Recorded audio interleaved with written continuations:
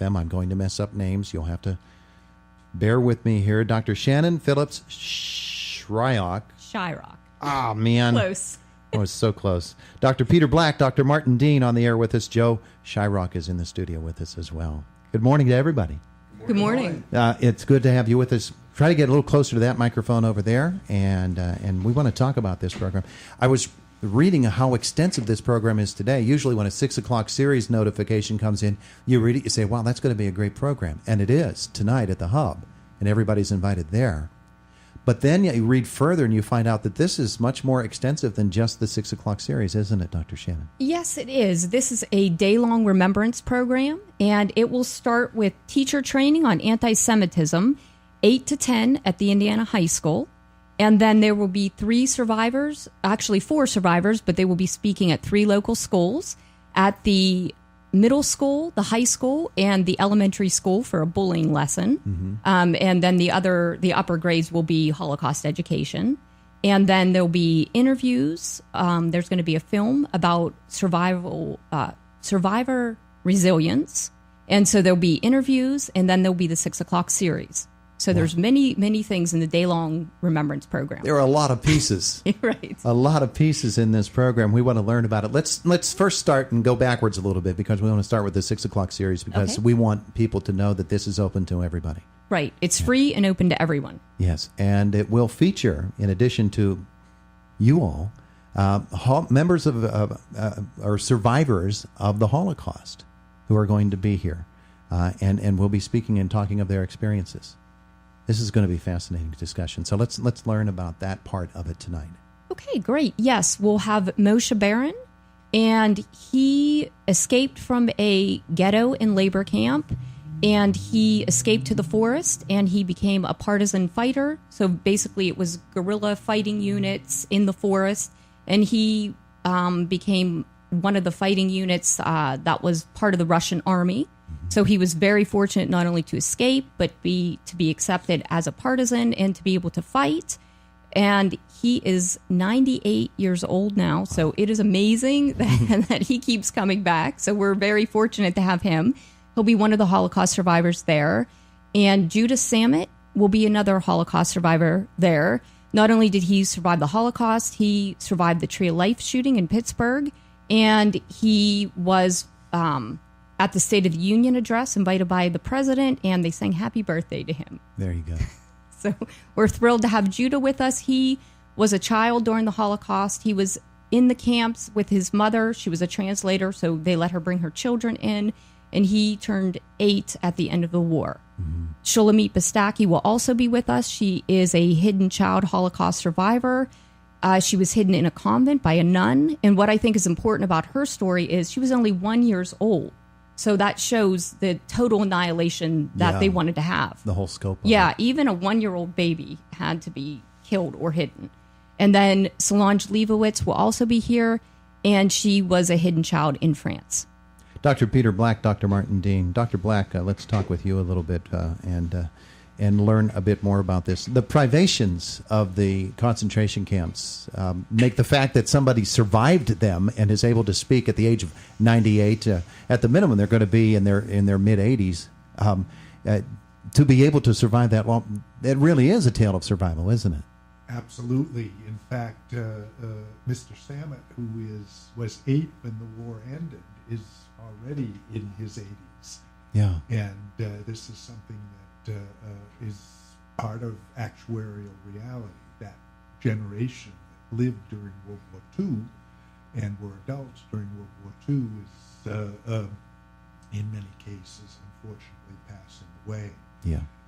It is amazing that someone could live to the age of 90 having undergone the privations of ghetto life, where the official calorie ration was in around 300. And anyone who has ever tried to lose weight will know that if you take in less than 1,200 calories a day, you risk doing serious damage to your health. Yeah.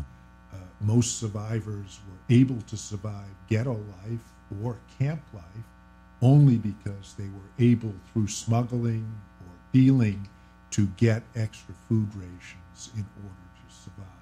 Yeah, and when we're talking calories there, but then specific calories, vitamin content, all of those things that also enter into that equation for them to survive is just it's beyond science, really, that they did. As most survivors will tell you, oftentimes it is just dumb luck and the willingness to take advantage of the dumb luck that you're offered. Dr. Martin Dean, let's speak with you a little bit about the program tonight and what's going to be going on in the schools today. And tell us your perspective. Well, I'm from Washington, D.C., where I also work with the Babi Yar Holocaust Memorial Center, which is building a new museum in Kiev. But it's a great opportunity here, especially in light of what happened in Pittsburgh only about a year ago, that we can warn people about the dangers of hate. That's the main message of the program this evening, to show that anti-Semitism and propaganda are things that we have to be aware of and instruct people. And that's where the teacher training is going on this morning, so that we're getting people at all ages learning about these important aspects of their education to prepare them against the dangers that can haunt us even now. Hitler referred to it as the final solution. Of course, it predates Hitler by thousands and thousands of years as well. Anti-Semitism is something that the world has grappled with for a very long time. Why does it survive today? It's very hard to explain for people who are well educated and have learned these lessons, but each new generation has to be warned against these lessons and has to learn it for themselves, that there are certain norms in society which you have to respect, and if you start going over those, and especially using propaganda to influence people, then it can easily go off in the wrong direction. We have to be aware of those dangers. Yeah, absolutely. Shannon and Joe, if you could weigh in on this as well, what specifically do you say to children of today's generation about anti-Semitism and how we still see it playing out today, which really historically isn't a whole lot different than it has played out over the centuries? Well, one thing I think is very important is education, and starting with young children. And some people think, well, Holocaust education has to be maybe in the high school, or, you can't really start it young, but with lessons of not hating other people. You can start that definitely young. And that's the overall lesson of Holocaust education. So I think education starting with young children is really a key. Mm-hmm. And for adults too, because often people don't know the history or they don't fully understand. The bullying aspect becomes a Right. part of this conversation Right. as well today, which is the way that something like this can play out in a very, very concrete form. Yes, definitely. And the survivors, when they speak in the schools and even when they speak at IUP, there's always an aspect where they do talk about bullying, and they do talk about standing up for people that are being bullied, or they talk about not being a bystander. So that's definitely plays into this. One of my big goals here this morning is to get Joe to say something. I'm sure I can make that happen. I think it's important for the children to be able to get a first-hand experience with the survivors. A lot of times you see things on TV and movies, and it seems kind of surreal.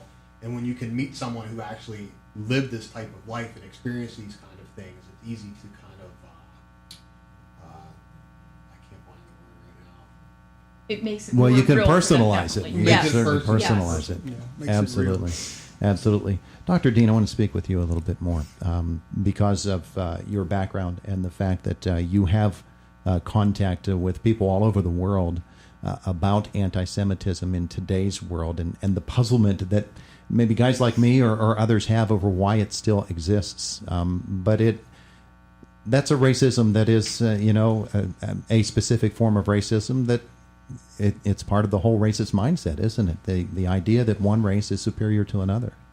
It's really making others out of people who are your neighbors and you should be able to get along with. So we have to learn the lesson that it's important to get on with the people in the society you live with. I think that what's given it a new impetus was actually the problems in the Middle East, where some of the Muslim countries have been using these kind of propaganda things, looking at what Hitler did and almost copying it. So we definitely have to learn that lesson, that this is exactly what we have to oppose and stop. Yeah, absolutely. I have to let you guys go because you have to be over at the school at 10 o'clock. Dr. Black, let's give you the last word on this morning. Yes, I think one of the most important lessons to take from the events of today is that regardless of the minority in question, when one excludes a minority from the mainstream of society, no minority is safe once one starts to exclude one. And of course, the question is, when you look at bullying, an important question to ask is, what do you do in cases when, as in the Nazi case, the state is the bully? Mm-hmm. And how do you stand up to bullying? I'm glad I gave you the last word because that was very well put. 6 o'clock tonight, Hub Ohio Room, yes? Yes. The Ohio Room at the Hub, everybody is invited. And we thank you all for coming by to join us. Enjoy your day and enjoy your experience over at the schools. We appreciate it. Thank you for having us. Thank you for having us. Thank you. It is the voice of Indiana County, WCCS, AM 1160 and 101.1